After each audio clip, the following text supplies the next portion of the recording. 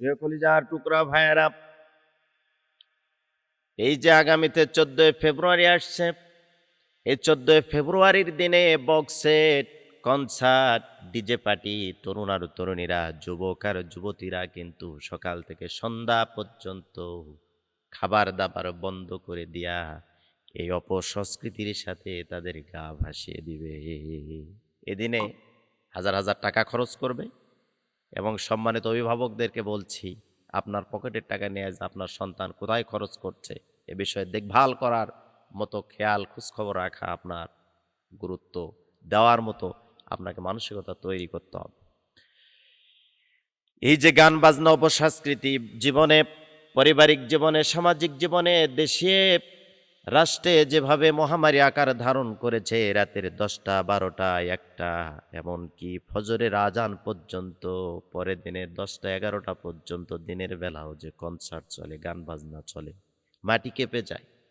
মানুষ নামাজ পড়বে, অসুস্থ মানুষ আছে, ছোট্ট সন্তানেরা ঘুমাতে পারে না, অসুস্থ এমার্জেন্সি রুগী, তারা অস্বস্তি বোধ করে। এর পরেও আমি তরুণ আর যুবকদেরকে বলবো, এই কাজগুলো করা মোটেও তোমাদের জন্য ঠিক হচ্ছে না, হবেও না। 14 ফেব্রুয়ারি থেকে অবশ্যই সাবধানে থাকতে হবে। গান বাজনা করলে কি অপরাধ, কি পাপ। কোরআনুল কারীমের ভিতরে সূরা লোকমানের 6 নম্বর আয়াতে রব্বি কারীম বলেন, এক শ্রেণীর মানুষ আছে যারা মানুষকে আল্লাহর পথ থেকে ভ্রান্ত পথে নিয়ে যাওয়ার চেষ্টা করে, গান বাজনা বাদ্যযন্ত্র সংগ্রহ করে এবং তা নিয়ে ঠাট্টা বিদ্রূপ করে। এদের জন্য রয়েছে অবমাননাকর কঠিন শাস্তি অপেক্ষা করছে। গান বাজনার বিষয়ে হুঁশিয়ারি দিয়েছেন রব্বি কারীম, এইটার সাথে মুসলমানদের কোনো সম্পর্ক থাকতে পারে না। শুধু তাই নয়, যেই বাড়িতে, যেই জমিনে, যেই দেশে গান বাজনা হবে, আল্লাহ রব্বুল আলামিন কঠিন কঠিন 3টি সাবধানতা দিয়েছেন, সতর্কবাণী দিয়েছেন, 3টি শাস্তির আলটিমেটাম দিয়েছেন। তার ভেতরে যেখানে গান বাজনা হবে, 1 নম্বরে গান বাজনা করলে 3টি ভয়াবহ শাস্তি অপেক্ষা করছে। 1 নম্বরে বিভিন্ন এলাকায় আপনারা দেখেছেন ভূমিধস, হঠাৎ করে রাস্তা ভালো আছে, হঠাৎ করে রাস্তার মাঝখান দিয়ে ফেটে চৌচির হয়ে গেছে। এগুলো কাজ হচ্ছে যখন জেনা, ব্যভিচার, পাপাচার, অবৈধ সম্পর্ক, অবৈধ শারীরিক সম্পর্ক, বিয়ের বাহিরে গিয়া শারীরিক সম্পর্ক তৈরি হবে। জেনা ব্যভিচার যেখানে বেড়ে যাবে, গান বাজনা যেখানে বেড়ে যাবে, আল্লাহ রব্বুল আলামিন ভূমি ধস সেখানে দিয়ে দিবে, মাটি ফেটে যাবে, চৌচির হয়ে যাবে। যেখানে আপনি দেখবেন আধা ঘন্টা 1 ঘন্টা আগে ভালো রাস্তা, কিছুক্ষণ পর গিয়ে দেখবেন যে অনাবৃষ্টি শুরু হয়েছে, মাটি ফেটে চৌচির অবস্থা ধারণ করেছে। যুগে যুগে এই ধরনের কঠিন শাস্তির আওতায় আল্লাহ রাব্বুল আলামিন পাপিষ্ঠ মানুষদেরকে দেখিয়ে দিয়েছেন, সাবধান থাকতে হবে। 2 নম্বরে উপর থেকে অথবা কোনো জাতির পক্ষ থেকে জুলুম অত্যাচার চাপিয়ে দেওয়া হবে।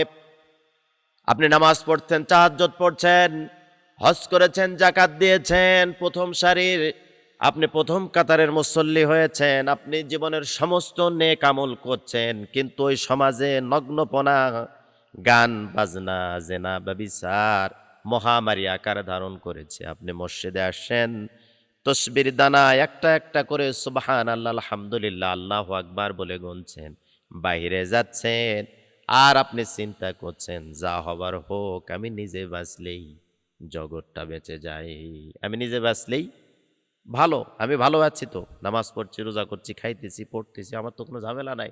গান বাজনা হোক, নগ্নপনা হোক, জেনা হোক, দুর্নীতি হোক, চাঁদাবাজি হোক, টেন্ডারবাজি হোক, আমার কিছু দেখার বিষয় নেই, আমি তো ভালো আছি। কিন্তু যখন মহামারী আর এই ধরনের ভূমিধস আর আল্লাহর পক্ষ থেকে কোনো গজব আসবে, সর্বপ্রথমে আপনার মতো মুসল্লিকে আল্লাহ রাব্বুল আলামিন পাকড়াও করবেন। কারণ কুনতুম খায়রা উম্মাতিন উখরিজাত লিন-নাস তা'মুরুনা বিল মারুফ ওয়া তানহাউনা আনিল মুনকার। কারণ আল্লাহ পাক মুখ দিয়েছেন, চোখ দিয়েছেন, হাত দিয়েছেন, পা দিয়েছেন, আকল দিয়েছেন, বুদ্ধি দিয়েছেন, মেধা দিয়েছেন, যোগ্যতা দিয়েছেন। এই সব কিছু কোরআন সুন্নাহর বাহিরে যদি সমাজ পরিচালিত হতে যায়, আপনাকে অবশ্যই সেটার দাঁত ভাঙ্গা জবাব দিতে হবে, বিরুদ্ধে আপনাকে এটার বিরুদ্ধে অবশ্যই প্রতিবাদ করতে হবে। যদি না করেন আপনি মুনাফিক। তাহলে 2 নম্বরে আল্লাহর পক্ষ থেকে আসমান থেকে কোনো গজব আসার আশঙ্কা করতে হবে যখন কোনো পাপ বেড়ে যাবে, নইলে কোনো জালেম স্বৈরাচারের পক্ষ থেকে, জুলুমবাজের পক্ষ থেকে জাতির উপরে জুলুম আল্লাহ রাব্বুল আলামিন চাপিয়ে দিবে। সেটা আপনি তো দেখছেনই। ভারত, আমেরিকা, ব্রিটেন, থাইল্যান্ড এবং ইসরায়েল, এই ধরনের নরপশু আজকে মুসলমান যেখানে সেখানে তারা পাখির মতো আর সাপের মতো, মানে তারা সেখানে হত্যা করছে, সাপের মতো পিটিয়ে মুসলমানদেরকে হত্যা করছে এবং পাখির মতো গুলি করে নির্বিচারে মানুষদেরকে, অকাতরে মুসলমানদেরকে পৃথিবীর জমিন থেকে বিদায় করে দিচ্ছে। এগুলো কি শাস্তি নয়? অবশ্যই শাস্তি। কারণ আমার সমাজে গান বাজনা এগুলো এমন আকার ধারণ, রাত 12টা 1টা বেজে গেছে, এরপরও ডিজে পার্টি চলছে, বক্স চলছে। এটা হলো আল্লাহ রাব্বুল আলামিনকে আরো রাগিয়ে দেওয়া। আল্লাহ রাব্বুল আলামিনের শাস্তিকে অপেক্ষা করতে হবে। 3 নম্বরে হলো চেহারার বিকৃতি ঘটবে। আপনারা জানেন দাউদ আলাইহিস সালাতু ওয়াস সালামের সময় যখন আল্লাহকে সাইলেন্ট রেখে আল্লাহর কথাকে অপেক্ষা করে যখন মানুষেরা মাছ ধরল, তারা নিজেকে বেশি চালাক মনে করলো, নিজেকে বেশি বুদ্ধিজীবী মনে করলো। আল্লাহ রাব্বুল আলামিন মানুষ থেকে তাদেরকে বানরে রূপান্তরিত করেছে।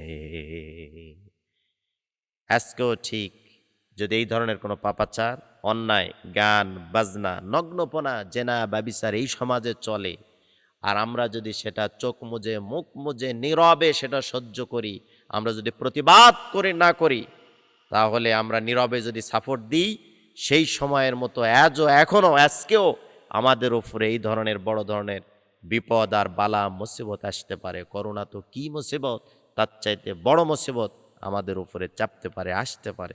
এজন্য গান বাজনা যেখানে আমরা নাই, সেখানে মুসলমান থাকবে না, সেখানে কোরআন হাদিসের সাপোর্ট থাকবে না, সেখানে বরঞ্চ কঠিন প্রতিবাদের এ সমাজ থেকে সমস্ত নোংরাপনা দূর করতে হবে। গান বাজনা সম্পর্কে যদি আরেকটু বলি, হযরতে নাফি রাদিয়াল্লাহু তাআলা আনহু বলেন, একদিন আব্দুল্লাহ ইবনে ওমর গান বাজনা তার কানে আসলো, রাস্তা দিয়ে হাঁটতেছিলেন, গান বাজনার সাউন্ড শব্দ যখন কানে আসলো, দুটি আঙ্গুল কানের মধ্যে ঢুকে দিলেন, অনেক দূর চলে গেলেন।